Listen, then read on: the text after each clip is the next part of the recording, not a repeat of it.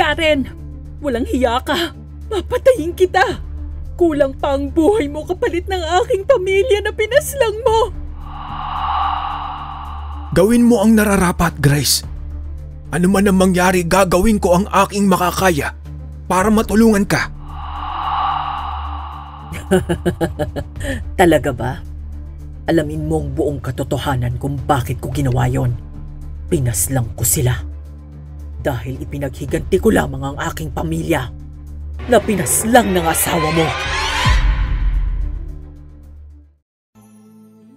Darwin, gising na. Mainit pa ang kape mo, nandito na sa lamesa. Anong oras na ba? 6:00. Kailangan mo pang pumasok ng maaga, di ba? Ang lamig ng hangin, pero ang bango ng tuyo. Ikaw na talaga, Grace. Siyempre, alam kong paborito mo. Kumain ka na dyan habang mainit pa. Halika nga muna rito. Saglit lang, gusto lang kitang yakapin. Darwin naman ang aga-aga. Kain ka na muna, baka mahuli ka sa trabaho.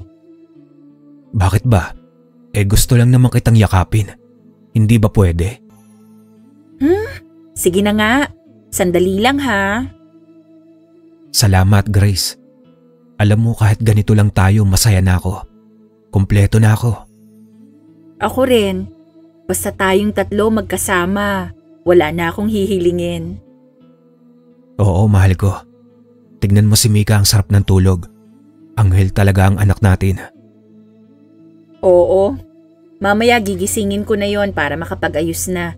May klase pa siya eh. Ako na ang gigising sa kanya. Mas gusto niyang ako ang bumubungad tuwing umaga. Nga pala Darwin, napansin mo ba? Parang may tumatambay sa sapa. Kahapon habang naglalaba ko, parang may animong dumaan. Baka hayop lang yon. O baka isa sa mga batang naglalaro. Hindi eh. Ibang pakiramdam ko. Parang may nakatingin. Parang malamig ang paligid. Siguro napagod ka lang. O sige, mamaya. Sasamahan kita ron. Sigurado ka? Oo, para wala ka nang inaalala. Pag nandun ako, walang makakapanakit sa'yo. Salamat, mahal. Basta kasama kita, pakiramdam ko ligtas ako. Ako ang bahala sa inyo ni Mika.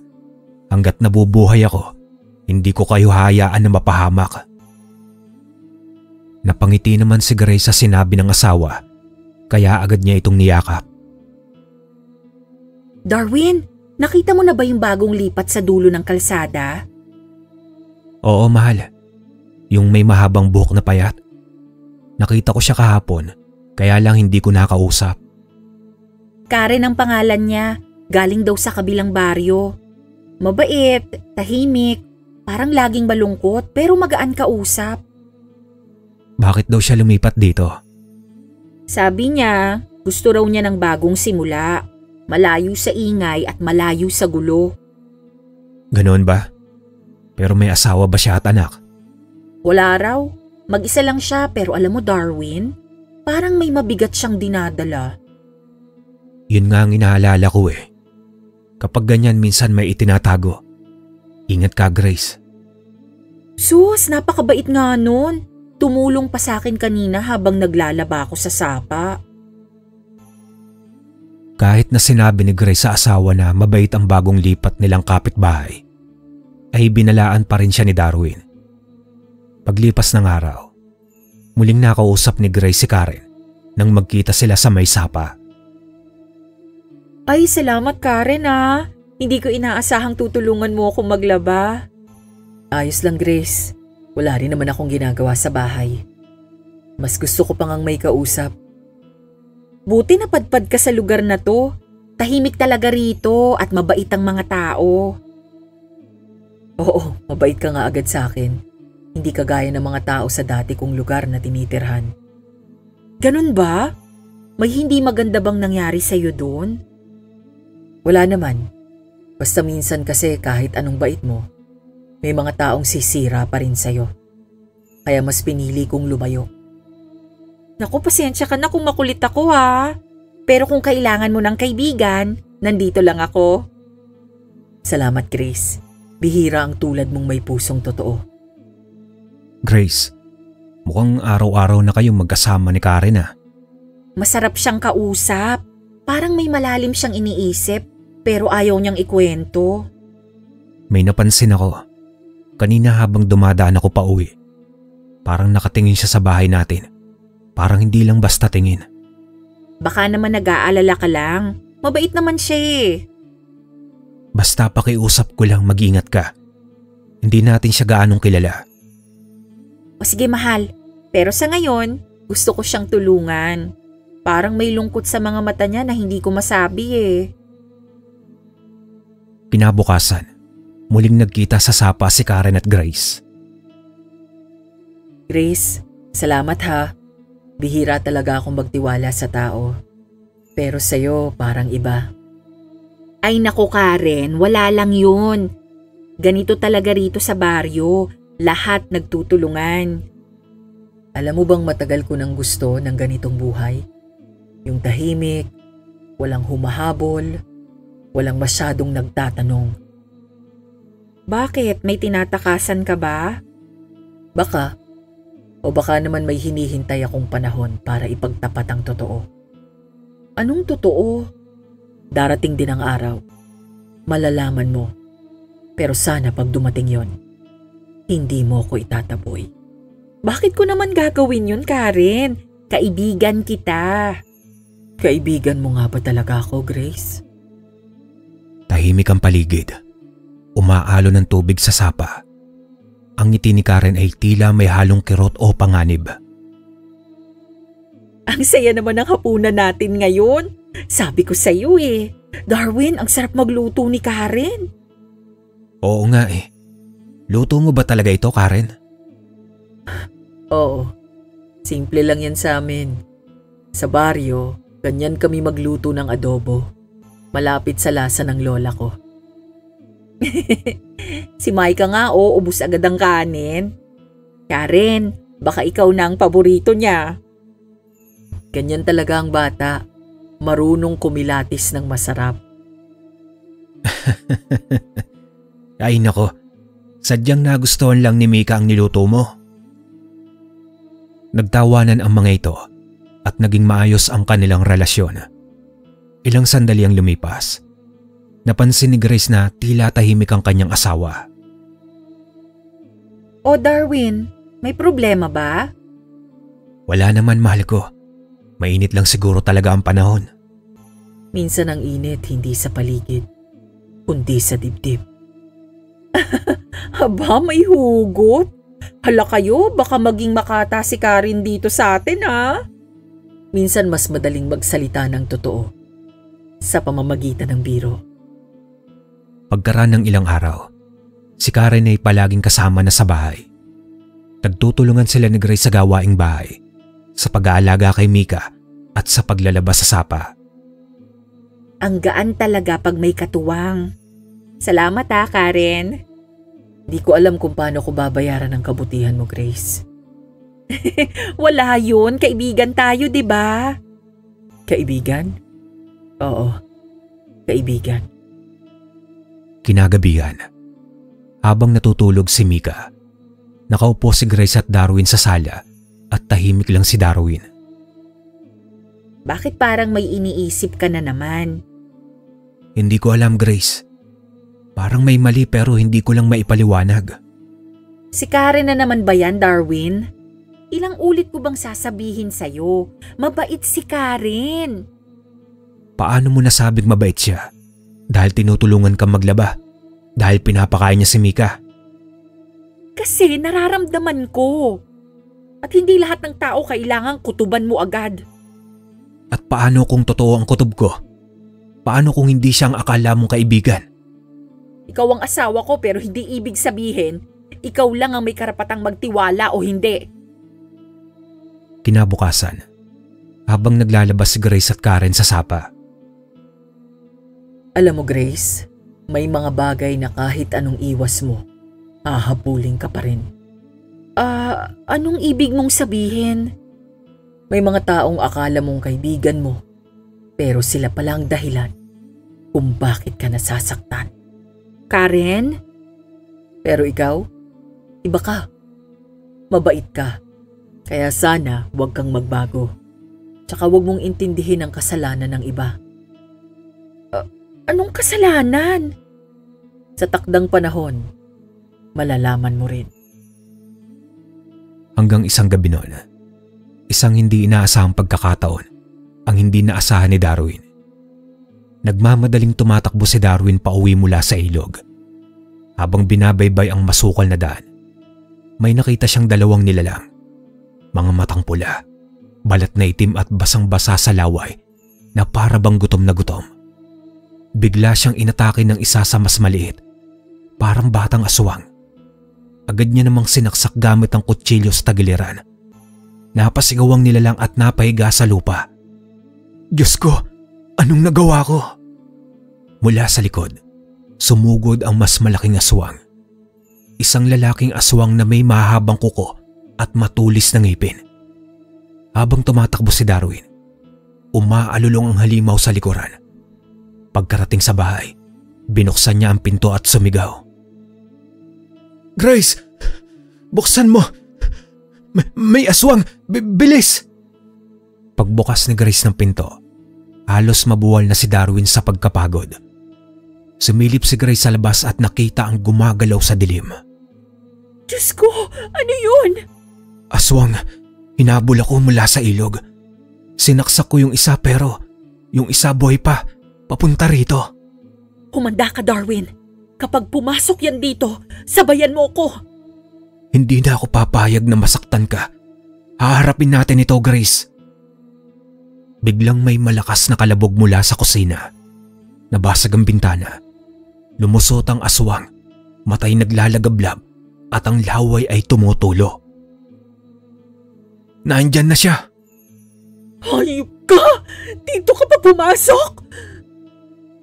Tumalo ng aswang kay Darwin, pero nasalag niya gamit ang bangkito. Umatras ito at lumundag ulit. Grace, sa kaliwa mo! Sinugod ni Grace at buong lakas na inundayan ng itak ang braso ng aswang. Naputol ang kalahating kamay nito at napasigaw ang nilalang. Putragis ka! Anong akala mo sa amin? Patay gutom? Dito ka, nilalang. Tignan natin kung sino ang tunay na hayop dito. Sinugod muli sila ng aswang at tinamaan si Darwin ng kuko sa braso. Rico! Layuan mo ang asawa ko! Tumakbo si Grace mula sa likod ng aswang. Inundayan ito ng saksak sa likod. Sumigaw ang halimaw. Gumapang paatras.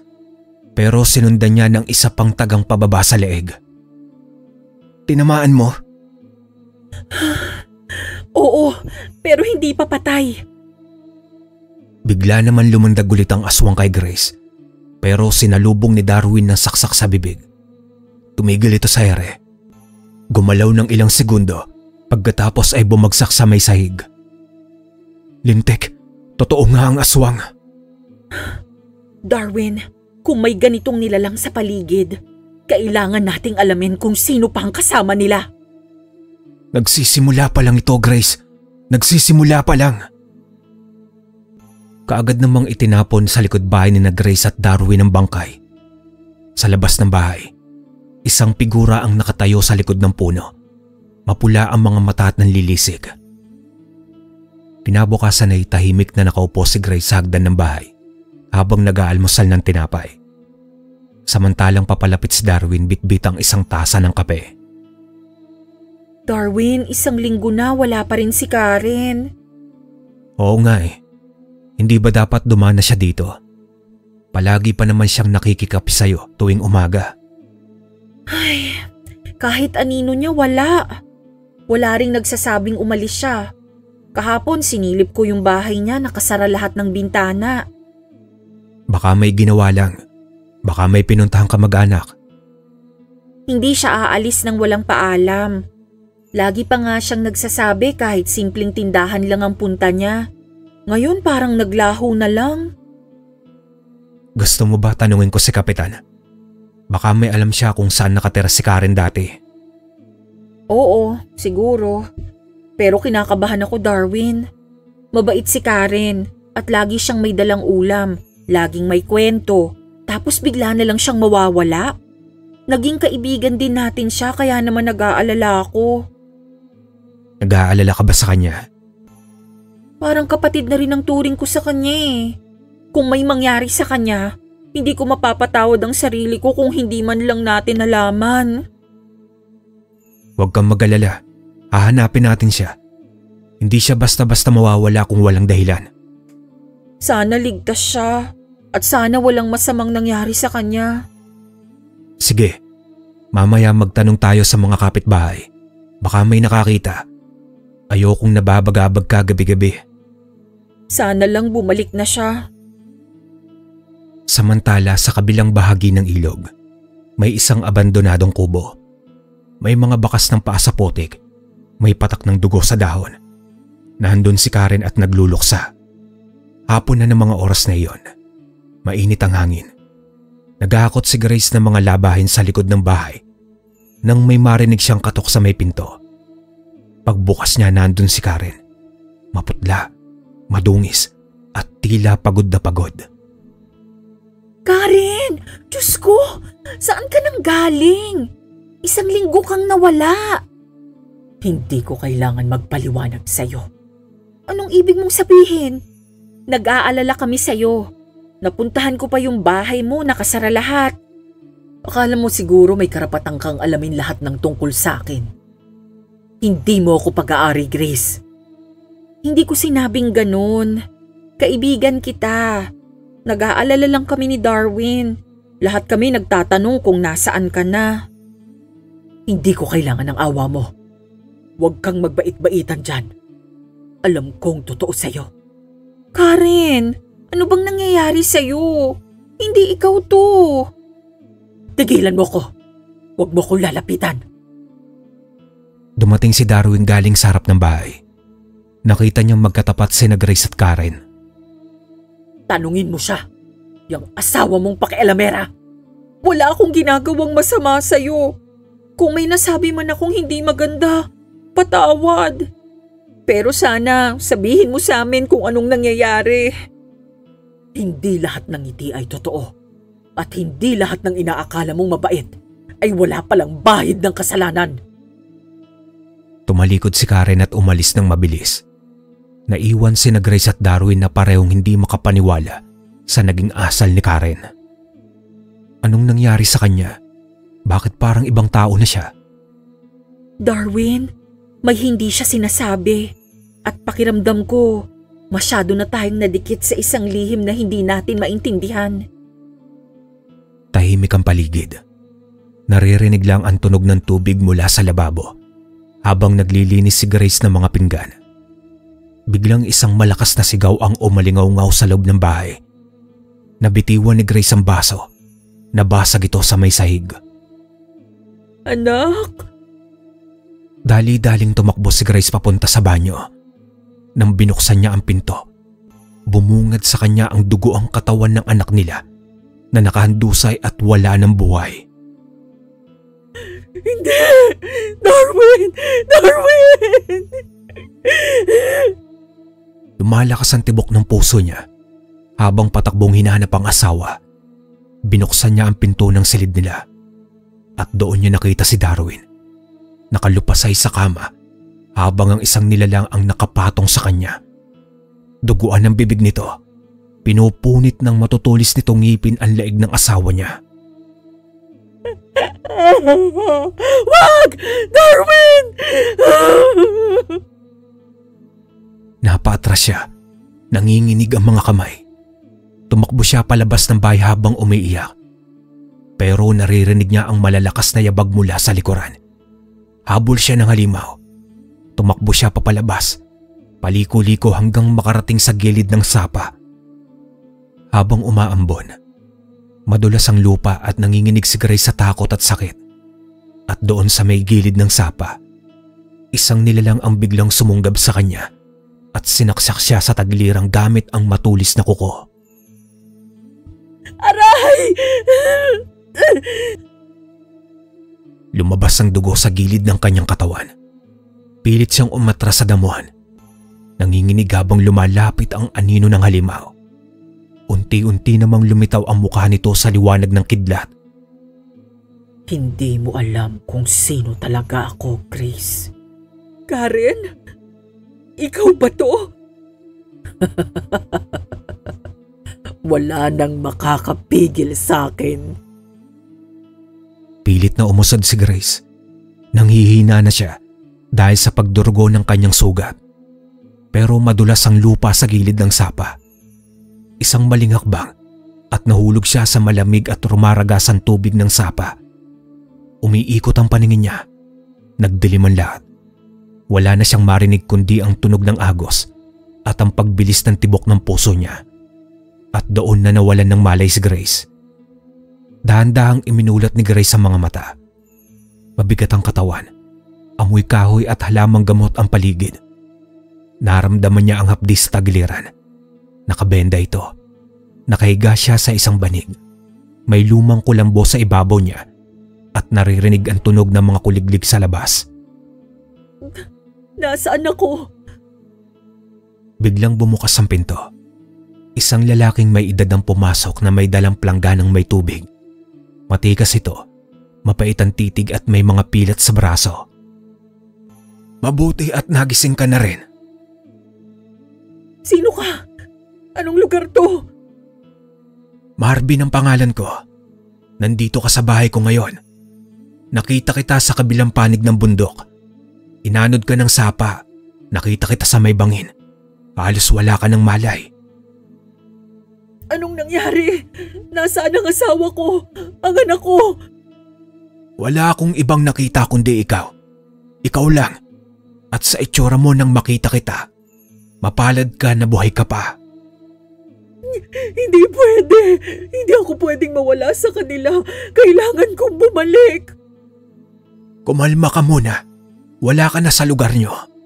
Ilang araw ka nang walang malay. At sa totoo lang, hindi mo na babalikan ang dati mong buhay. Anong ibig mong sabihin? Naglakad ako pabalik doon at wala akong nakita dahil abandonado. May ilang bahagi ng bahay nyo na parang sinunog. Tahimik at walang tao. Walang bakas ng buhay. Para bang nilamon ng kadiliman.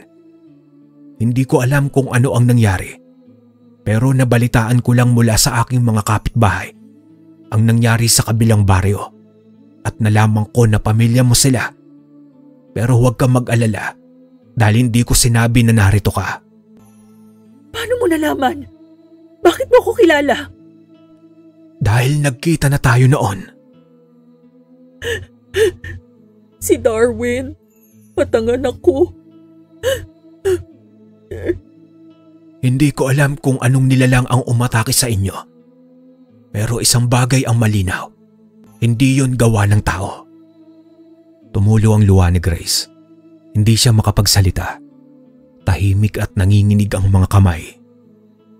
Hindi ko alam kung bakit ikaw lang ang nakaligtas.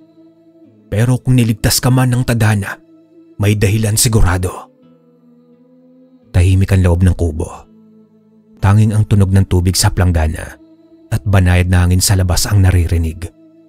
Nakaupo si Grace sa gilid ng banig. Nakatungo at hawak ang sariling mga kamay na nanginginig. Tumigil si Grace. Dahan-dahan niyang iniangat ang mukha niya. Puno ng luha ang kanyang mga mata. Inagabihan, habang naglilinis ako sa kusina, may narinig kaming sigaw. Sigaw ng anak namin. Napayukom naman ng kamao si Marvin. Tumakbo ko papunta sa banyo at doon ko siya nakita. Nakahandusay at wala ng buhay. Umiiling si Grace at pilit itinatago ang hinagpis. Tinawag ko si Darwin pero pagtakbo ko sa kwarto, nakita ko siya kinakain na ng isang nilalang. Nilalang? Hindi ko alam kung anong klaseng hayop yon, pero hindi na tao ang itsura. Parang mabangis na hayop. May matutulis na kuko at nanlilisik ang mata. Tumulo ang luha ni Grace habang hawak ang tagiliran niya. Tumakbo mo ako palabas. Takot na takot ako. Hinabol ako hanggang sapa. At doon kita nakita. Oo, doon ko nakita kung sino ang hayop na yon. Huminto si Grace at napalunok siya habang titig na titig kay Marvin. Si Karen, siya ang pumatay sa pamilya ko. Nanlaki ang mga mata ni Marvin at hindi siya nakaimik kaagad. Karen? Oo, at siya ang aswang. Matagal na natahimik si Marvin. Hawak niya ang gilid ng mesa. Naninigas ang panga. Tinitigan niya si Grace na nanginginig pa rin habang ikinukwento ang kababalagang bumagsak sa kanyang pamilya. Karen ba ang sabi mo? Oo, siya yung bagong lipat sa amin. Mabait siya nung una pero nagbago. Nag-iba ang tingin niya, lalo na kay Darwin. Napaigpit ng hawak si Marvin sa upuan. Napabuntong hininga siya ng malalim. Kilala ko siya. Ha? Paanong kilala mo? Galing siya sa baryo namin noon. Isa siya sa mga pinakakinatatakutan kahit noong bata pa. Tahimik ang pamilya nila pero alam naming may itinatago. Anong ibig mong sabihin? Aswang silang lahat, Grace. Lahat ng kamag-anak niya. Mga nilalang na nabubuhay sa laman ng tao. Pero matalino sila. Marunong magtago. Isang gabi bigla na lang silang umatake. Isang pamilya sa amin ang nawala hanggang sa kami naman.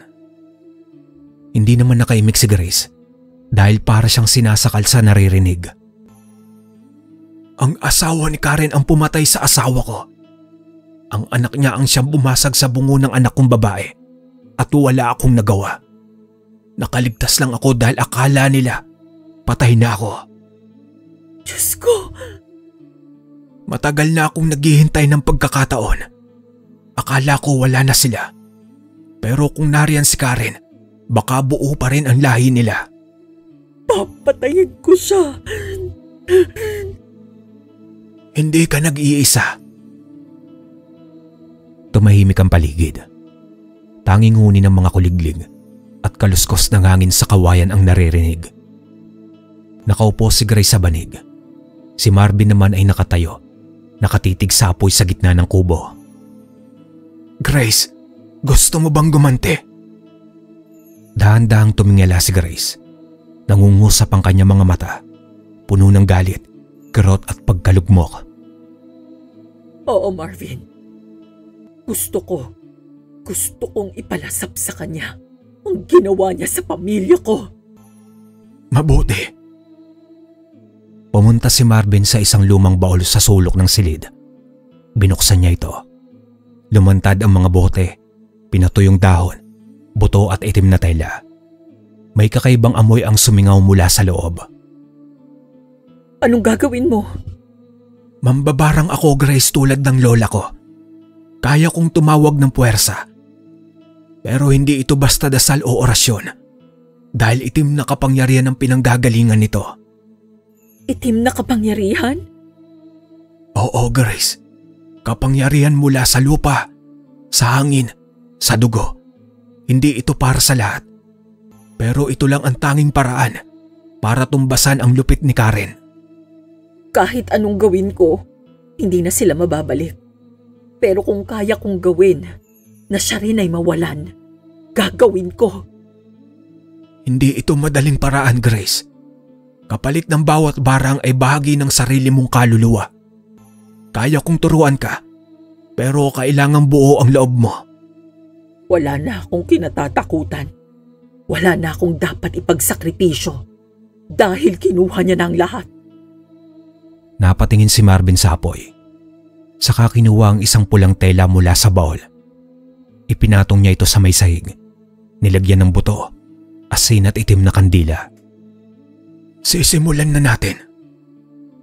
Sa loob ng madilim na kubo, sumisindi ang isang itim na kandila sa gitna ng pulang tela. Nakaluhod si Grace ng lalamig ang mga palad.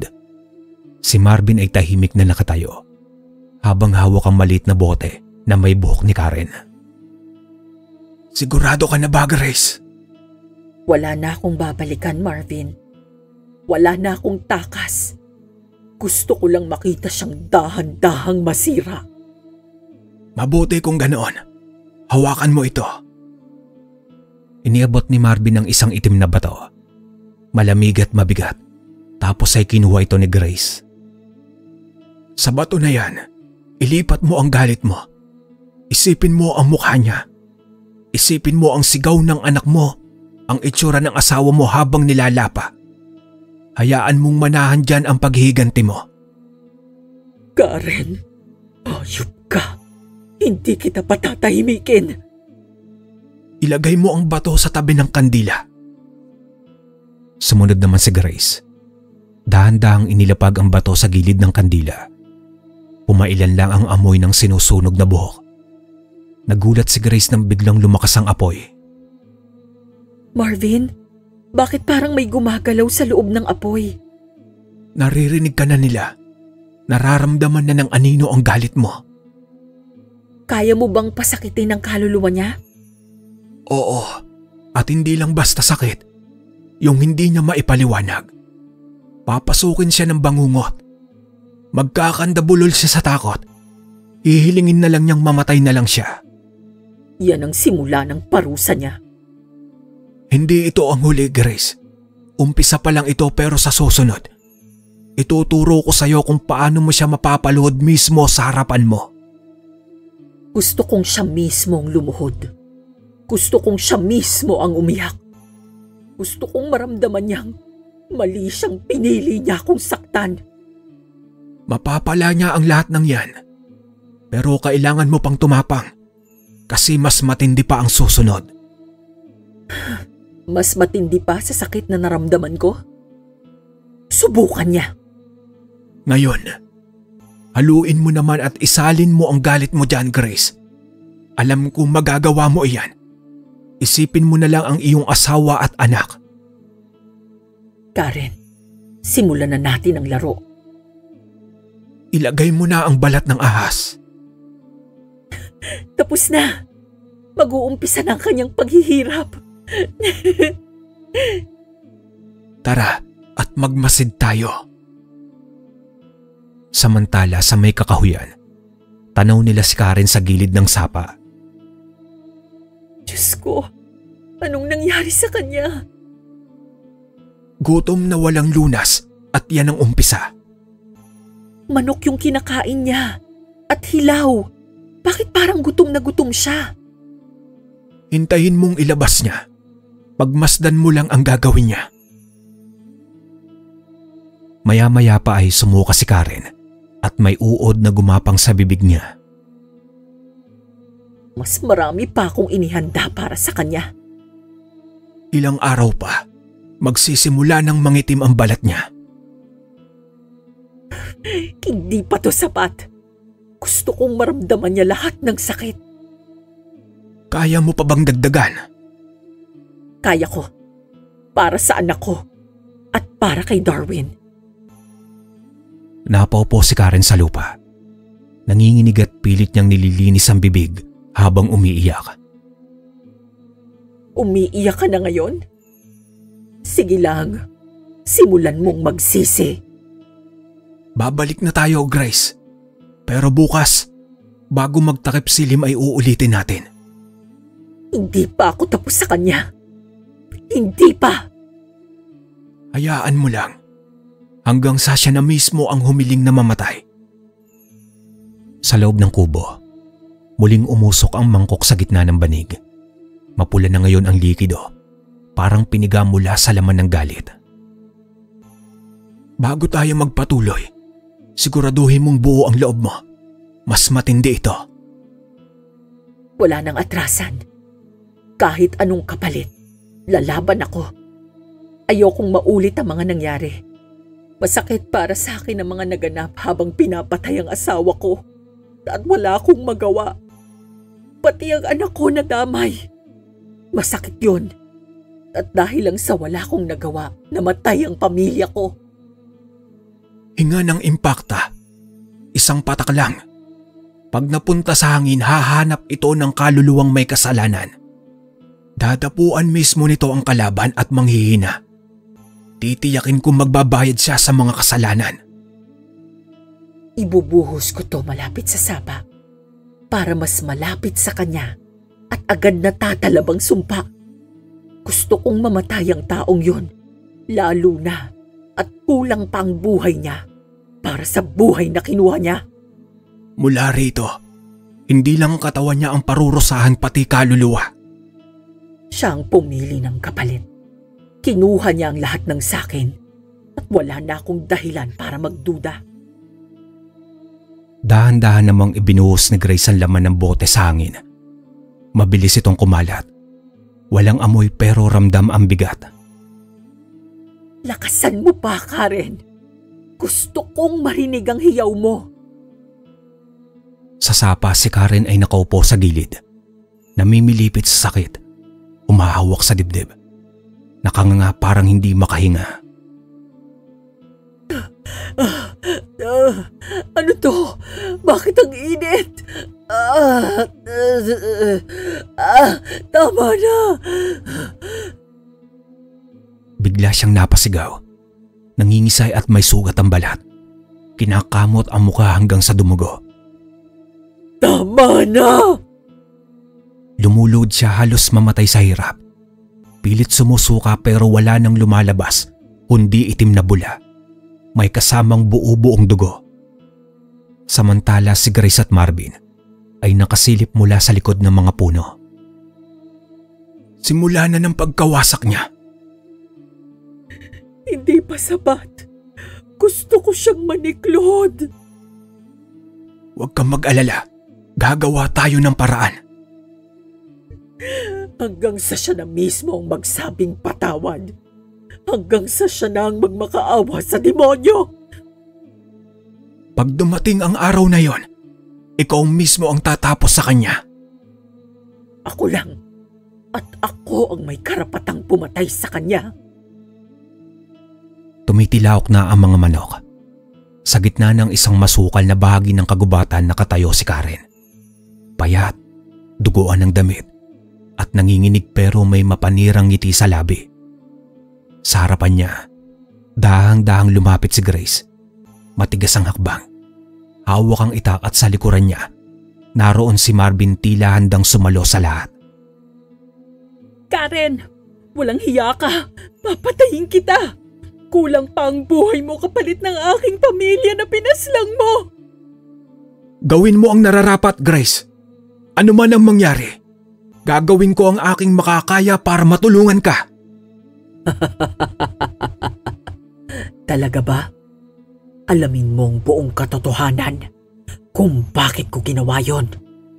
Wala akong kasalanan sa'yo. Huwag kang maniwala sa kanya. Pinaslang ko sila dahil ipinaghiganti ko lamang ang aking pamilya, ang asawa't anak ko na pinatay ng asawa mong si Darwin. Sinungaling! Tanungin mo ang asawa mo, Grace. Siya ang dahilan kung bakit ako naging ganito. Siya ang nag-umpisa ng lahat. Inubos niya ang dugo ng anak kong paslit. Tumigil ka! Hindi ko kayang tanggapin ang kasinungalingan mo. Isang maling salita mo pa. Ako na mismo ang tatapos sa'yo, Karen. Sige, latayin mo ko. Pero tandaan mo, Grace, hindi lang ako ang halimaw dito. Sandaling katahimikan. Mabigat ang hangin at ang lalim ng titigan. Kung may kasalanan man ang asawa ko, sana sa'kin ka nagalit, hindi sa anak ko. Lahat ng nawalan ay nagiging halimaw. Grace, ngayon na! Huwag mo siyang bigyan ng pagkakataong makatakbo. Hinawakan ni Grace ang itak. Nanginginig ang kamay. Nakatingin kay Karen at lumuluha dahil sa galit. Para sa anak ko at para kay Darwin. Isang malakas na sigaw. Tumalon si Grace sa hawak ang itak. Umatras si Karen. Handa ring lumaban. Magsisimula na ang huling sagupaan. Ito na ang wakas mo, Karen! Subukan mo! Agad naman na sumugod si Karen at mabilis at tila hayop ang kilos. Inatak ni Grace ang itak, pero mabilis din si Karen na umatake. Nag-away sila, may sigawan, may hampas ng itak. Hindi mo matatapos to! Ikaw ang matatapos! Biglang may humawak kay Grace mula sa likuran. Grace, atras ka muna. Hindi pa ito ang tamang oras. Hindi pa ako tapos! Kung gusto mong mabuhay, atras ka! Dahan-dahan namang umatras si Grace kasama si Marvin. Napansin nila ang pagbabago kay Karen. Ano yun? Parang baliw siya. Hindi niyo ako mapipigilan. Hindi pa ito tapos. Halos magwala si Karen. Nanginginig, umiikot ang mga mata at tila nawawala sa sarili. Parang nawawala ang kanyang kontrol. Nakita mo, Grace, wala na siyang isip. Ang kapangyarihan niya ang unti-unting kumukupas. Kaya natin to, Marvin. Kaya nating tapusin. Magkasabay silang umatras, hawak ang isa't isa, handa sa susunod na laban. Tumakbo naman si Karen palayo, tapos ay mabilis na naglaho sa dilim ng kagubatan. Ang sigaw niya ay parang alingaw-ngaw na pumapailan lang, puno ng galit at pananakot. Hindi pa ito tapos. Pagbabayaran niyo lahat. Sa di kalayuan, napaupo si Grace sa isang bato malapit sa gilid ng sapa. Nangihina, nanginginig at unti-unting bumubuhos ang luha niya. Bumalik sa isipan niya ang lahat ng nangyari. Ang pagkawala ng kanyang asawa at anak, ang malupit na pagtataksil ni Karen, at ang lahat ng sakit na dinanas niya. Paano ko ba kakayanin to? Paano ko haharapin ang lahat ng to? Nawala ang pamilya ko. Nawala ang buhay namin. Habang umiiyak si Grace, dahan-dahan siyang nilapitan ni Marvin. Nakita niya ang kalungkutan sa mga mata ni Grace, kaya nilapitan siya ng mahinahon. May halong pag-aalala pero puno ng tapang. Grace, hindi mo kailangan mag-isa sa laban na ito. Pero parang napakalaki ng laban, Marvin. Parang wala akong lakas na lumaban pa. Paano ko ba mapaghihilom ang sugat sa puso ko? Ang lakas ay hindi lang nanggagaling sa katawan. Ang lakas na yan, nagmumula sa puso at isip mo. Kung bakit buhay ka pa ngayon. Grace, dahil may dahilan ang Diyos o ang tadhana para magpatuloy ka. Pero ang sakit ng pagkawala nila. Ang sakit na to, parang hindi matatapos. Alam ko ang sakit na dinaranas mo. Pero ang sakit, Grace, ang siyang magpapatatag sa'yo. Sa bawat luha na pumapatak, unti-unting lumalakas ang loob mo. At sa bawat panghihina, may pagkakataon kang bumangon. Oo nga, para sa anak ko, para sa asawa ko. At kailangan kong tumayo. Kailangan kong labanan to. Halika na, Grace. Hindi pa tapos ang laban. Palalakasin natin ang loob mo. Ikaw ang magiging sandata ng hustisya. Ikaw ang gaganti sa lahat ng ginawa nila sa'yo. Hinawakan naman ni Grace ang kamay ni Marvin. Marahan siyang tumayo. Pilit na kinakabitan ang bagong lakas ng loob na dumarating sa puso niya. Oo, hindi ako titigil hanggat hindi ko nakikita si Karen na bumagsak. Hindi ko hahayaan na muling masaktan pa ang ibang tao. Ganyan dapat ang isang tunay na mandirigma. Ang laban mo ngayon ay hindi lang para sa'yo, kundi para sa lahat na nasaktan ng kasamaan. Huminga ng malalim si Grace. Naramdaman niya ang apoy ng determinasyon na sumisiklab sa kanyang puso. Hindi na siya babalik sa dati niyang takot at panghihina. Handa ako, Marvin. Handa na akong ipaglaban ang buhay ko at ang alaala ng pamilya ko. Ako ang magiging gabay mo. Ituturo ko ang lahat ng dapat mong malaman. Gamitin natin ang lakas ng itim na kapangyarihan laban sa kanila. Hindi nila alam ang kanilang haharapin. Sige, simulan na natin. Sa dilim ng gabi, nagkasama sina Grace at Marvin. Nagpaplano ng paghihiganti. Sa puso ni Grace, sumiklab ang apoy ng pag-asa at tapang. Isang bagong simula sa kanyang laban. Laban sa kasamaan ni Karen at ang mga aswang na sumira sa kanyang buhay. Walang makakapigil sa babaeng inararo ng trahedya. Dahil ngayon, siya ang magiging halimaw na babawi sa lahat. Pagkatapos ng mahabang pag-uusap at pag-aaral ng mga sikreto ni Marvin, umuwi silang magkasama sa maliit na kubo sa gilid ng gubat. Sa loob ng bahay, naglapat si Grace ng malamig na tubig sa kanyang noo, habang si Marvin naman ay nakaupo at tahimik na iniisip ang mga susunod nilang gagawin. Marvin, gusto kong pag-usapan natin ang huling hakbang. Sige Grace, kailangan nating planuhin ng maayos yan. Ano ang nasa isip mo? Gusto ko na ako ang pumatay kay Karen. Ikaw? Bakit? Hindi ba't mas makabubuti kung ako na lang ang humarap sa kanya? Hindi Marvin, ito ang laban ko at ito ang pagkakataon ko para isara ang lahat ng sakit na iniwan niya. Gusto kong maramdaman niyang ako ang tatapos sa kasamaan niya. Naiintindihan kita Grace pero delikado yan. Kilala mo si Karen, puno siya ng kasamaan at kapangyarihan. Alam ko yan. Kaya nga gusto kong sanayin mo ko ng husto. Hindi ako papayag na muli siyang makapanakit pa ng iba. Sige, tuturuan kita ng lahat ng kakailanganin mo. Mga ritual, mga kapangyarihan at mga diskarte. Salamat Marvin. Sa tulong mo gagawin ko to para sa pamilya ko, para sa anak ko, at para sa asawa ko. Kasama mo ako Grace. Hindi kita iiwan sa laban na ito. Samantala sa loob ng kubo, nagpatuloy ang kanilang pag-uusap. Nagpaplano at naghahanda para sa huling sagupan na magwawakas sa sakit at paghihirap na dinanas ni Grace. Sa puso ni Grace isang apoy ang naglalagablab.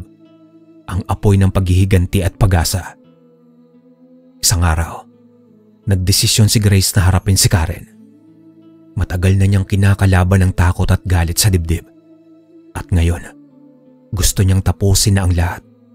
Bitbit ang itak na mula kay Marvin. Nilakad niya ang madilim na gubat papunta sa bahay ni Karen. Karen, dapat kang humarap sa akin. Lumabas naman si Karen mula sa lilim ng mga puno. Nakaangat ang kilay at may mapunoksong ngiti. Ayan ka na pala, Grace. Nagpapakamatigas ka ba? Anong balak mo dito? Itigil mo na ang lahat ng kasamaan mo. Hindi na kita papayagang manakit pa ng iba. Tumayo si Marvin mula sa likod ni Grace. Nagmamadaling lumapit. Grace, huwag kang susugod na mag-isa. Delikado yan. Hindi mo ako mapipigilan, Marvin. Ako ang bahala dito. Habang papalapit si Grace kay Karen, mabilis na hinabol siya ni Marvin.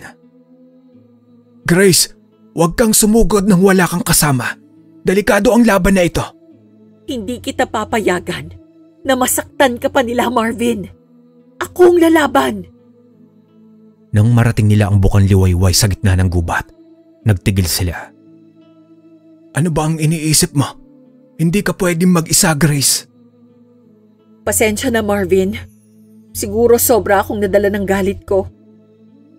Kaya nga nandito ako. Hindi mo kailangan mag-isa sa laban na ito. Oo, tama ka. At pasensya na, kailangan ko talaga ang tulong mo. Sige, sabay nating haharapin si Karen at hindi kita iiwan. Salamat, Marvin. Hindi ko nahahayaang masaktan tayo. Habang nakaupo sila sa isang malaking bato sa gilid ng sapa, pinipigilan ni Grace ang kanyang mga luha. Hindi ko malilimutan ang nangyari sa pamilya ko. Ang pagkawala nila ay parang sugat na hindi na maghihilom. Naiintindihan kita, Grace. Pero sa lakas ng loob mo ngayon, alam kong kaya mo magpatuloy. Oo, Kailangan kong magpatuloy para sa kanila at para sa anak ko. At nandito ako para tulungan kang makamit ang hustisya. Nagplano silang dalawa ng maigi para sa susunod nilang hakbang na may panibagong lakas at pag-asa. Sa kabila ng lahat ng sakit, handa na silang harapin ang madilim na kapangyarihan ni Karen, magkasama at hindi magpapatalo. Sa ilalim ng malamlam na buwan, nagtipon sina Grace at Marvin sa gilid ng sapa. Handang-handa na sa huling laban nila kay Karen. Malakas ang hanging dumadaloy sa paligid, kasabay ng tibok ng puso ni Grace na parang maririnig sa katahimikan. Grace, mag-iingat ka. Gagamitin ko ang itim na kapangyarihan para pahirapan si Karen. Kapag nagtagumpay tayo, hindi na siya makakapaminsala sa atin. Oo, hindi ko nahahayaang magtagumpay siya sa ginawa niya. Ngayon, tapusin na natin to. Lumapit si Karen na may mapanuksong ngiti. Naglalabas ng matalim na kuko at mapupulang mata. Nagkatingin na silang tatlo na tila nag-aalab ang paligid. Akala niyo ba matatapos na ako ng ganun lang? Hindi pa kayo handa. Simulan na natin! Agad na naglatag si Marvin ng mga itim na anting-anting sa lupa. Mabilis niyang ginawang pampahirap ang pambabarang habang naglalabas siya ng mga mahika at dasal na naglalabas ng usok na kulay itim. Kapangyarihan ng kadiliman, pahirapan mo siya. Karen, isuko mo na ang kaluluwa mo. Hanggang sa naramdaman ni Karen ang pagkapinsala, napasigaw siya ng malakas habang unti-unting nanghihina. Hindi pwede. Habang si Marvin naman ay patuloy na nagpapalabas ng itim na enerhiya, lumapit si Grace na may hawak na matalim na itak. Ito na ang wakas mo, Karen. Sa isang iglap, sinaksak ni Grace ang itak sa dibdib ni Karen. Napasigaw si Karen, pero hindi siya agad bumagsak. Hindi! Nagkagulo ang laban. Kahit nahirapan si Karen, nagtangka siyang sumugod pabalik. Sa kabila ng sakit, sumaksak siya sa braso ni Grace ng mabilis. Ang sakit! Naramdaman ni Grace ang matinding hapdi, pero hindi siya nagpatalo. Napalood siya ng sandali, nilalabanan ang sakit sa braso. Grace, tiwala lang, hindi pa tapos. Nagpatuloy si Karen sa pagbubunghal ng galit. Ngunit ramdam niya ang lumalakas na kapangyarihan ni Marvin na pumipigil sa bawat kilos niya. Hindi kayo ang makakatalo sa akin! Hindi kami titigil hanggat hindi ka napaparusahan. Nagpalitan ng mabilis na suntukan at hampas sina Karen at Grace, habang si Marvin naman ay naglalabas ng mga bagong dasal para lalong pahirapan si Karen. Kapangyarihan ng dilim, pigilan mo ang bawat galaw niya. Dahan-dahang bumagal si Karen. Nanginginig pero pilit pa rin lumalaban. Hindi ako susuko! Hindi kami susuko, Karen! Ang gabi ay napuno ng sigawan, hampas at alon ng kapangyarihan. Isang labanan na hindi lang pisikal kundi pati espiritual. Sa bawat tagpo, unti-unting napapagod si Karen, habang si Grace at Marvin naman ay mas lalo pang napapalakas ng kanilang determinasyon. Hindi pa ito ang katapusan. Ang huling laban ay patuloy pa lamang. Puno ng sakit, luha at galit na kailangang matapos sa paraang hinding-hindi nila malilimutan. Alam mo ba, Karen? Yung 2 aswang na napatay ni Darwin nung gabing hinabol siya. Yun pala ang pamilya mo. Hindi ko inakala na yan pala ang dahilan kung bakit mo ginawa lahat ng to. Oo, yun nga sila. Ang asawa ko at ang anak ko ang mga napatay nung gabing yun. Kaya ngayon, naghihiganti ako para sa pamilya ko. Para mabawi ang nawala. Hindi ko yun alam. Akala ko lahat ng galit mo sa amin, puro kasamaan lang. Pero ngayon, Alam ko na may sakit din pala kayong dinadala. Masama talaga kayo. Hindi mo lang iyong matanggap. Kaya hanggang ngayon ay patuloy ang pagdurusa ng dalawang pamilya dahil sa galit at puot na yan. Pero hindi yan dahilan para pagkitlin mong buhay ng pamilya ko. Paano na kami? Paano na ang anak ko? Hindi ito simpleng away, Karen. Ito ay buhay at kamatayan. Hindi ko sinasabi na tama ang lahat ng ginagawa ko. Pero kailangan mo ring maintindihan ang sakit na naramdaman namin. Ang pagkawala ng mga mahal sa buhay ay hindi madaling kalimutan. Kung ganun, bakit di mo ako sinubukang kausapin? Kami. Bakit mo kami pinili na sirain? Na pahirapan? Yan ang problema sa inyo, Karen. Imbis na humanap ng kapayapaan, pinili ninyong ipagpatuloy ang giyera. At ang kasamaan na to, ang siyang nagwawasak sa atin. Minsan ang galit ang nagiging daan para makamit ang hustisya na hindi makuha sa normal na paraan. Pero ang puot ay walang katapusan kapag patuloy itong pinapalala ng gulo. Kung patuloy tayong maghihiganti, wala tayong makukuhang kapayapaan. Kaya ngayon, tapusin na natin ito. Huwag na nating hayaan ng puot ang magdikta sa ating mga buhay. Kung hindi, pareho lang tayong mawawasak. Masakit man ang lahat ng ito. Kailangan nating humanap ng paraan para matapos ang sigalot na to. Para sa mga nawala at para sa mga buhay pa. Siguro nga, panahon na para matapos ito. Ang hangin ay tahimik. Halos marinig ang tibok ng puso nilang tatlo. Ang laban ay hindi lamang laban ng katawan, kundi laban ng puso at isip. Isang laban para sa kapayapaan na matagal nang nawala. Sa gitna ng matinding laban, ramdam ni Grace na unti-unti nang nawawalan ng lakas si Karen. Hindi na niya maitago ang galit at sakit sa puso habang hawak ang itak na kumikislap sa liwanag ng buwan. Ito na ang wakas mo, Karen. Hindi na kita papayagan pang saktan ng pamilya ko. Mabilis na umatake si Karen, pero mas mabilis si Grace. Sa isang iglap tumusok ang itak ni Grace sa dibdib ni Karen. Napahagulgol si Karen habang hawak ang sugat at dahang-dahang bumagsak sa lupa. Hindi pa ako pwede dito matapos!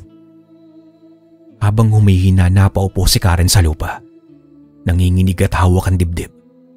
Ang mukha niya ay puno ng sakit, pero tila may tinatanggap na katotohanan. Sana matapos na ang lahat ng paghihirap. Sana magkaroon na ng kapayapaan. Sumigaw si Grace at inatake si Karen. Si Grace na nanginginig ang kamay, pero matatag ang tinig. Tumapak ng malakas sa lupa at tumingala sa langit. Sa wakas, nabigyan ko na ng hustisya ang asawa ko at ang anak ko. Hindi na mauulit pa ang lahat ng ito.